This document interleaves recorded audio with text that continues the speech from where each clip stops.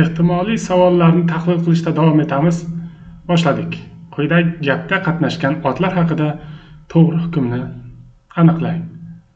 Otlar haqida to'g'ri hukmni topishimiz kerak. Nafis chayqaladi bir tup namatak, yuksakda shamolning belanchagida.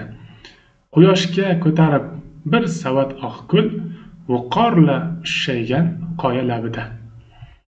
Parchada aniq va mavhum otlar qatnashgan degan ajobda. Aniq va mavhum ot.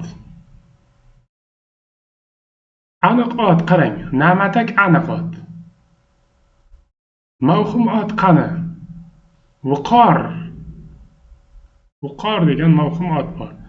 Demak, javobimiz to'g'ri bo'ladi. Parchadagi otlar tuzilish jihatdan ikkita turga bo'linadi. Demak, tuzilishi ikkita deyapti. Tuzilishni bilasiz. Sodda, juft, takroriy, qo'shma. Mana otlarni qarang. Namatak, shamol ot, belanchak ot. Quyosh, savat, gul, qoya va lab. Ana shular ot. Endi birorta boshqa tur yo'qda, hammasi sodda. Qo'shma yo'q, juft yo'q, takrori yo'q. Shuning uchun bu javobimiz xato bo'ladi.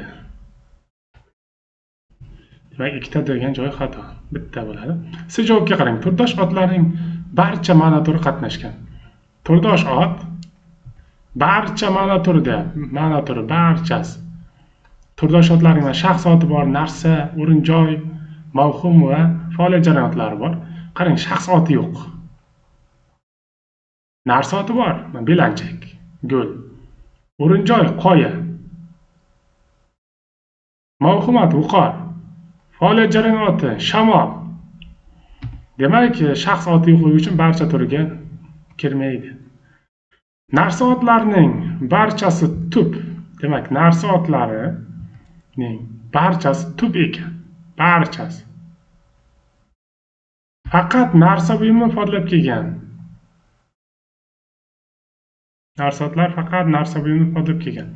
Demak, barchasi tub degan joyga qarang, xato. Belanchakni qarang. Belanchak degan so'zimiz belanmoq so'ziga qarang. Belanchak deb yasalyapti. Demak, yasamasi ham bor. Barchasi tub emas. Tub degan yasalmagan degan. Tub degan joyga qarang. Yasalmagan, lekin yasalgani bor belanchak.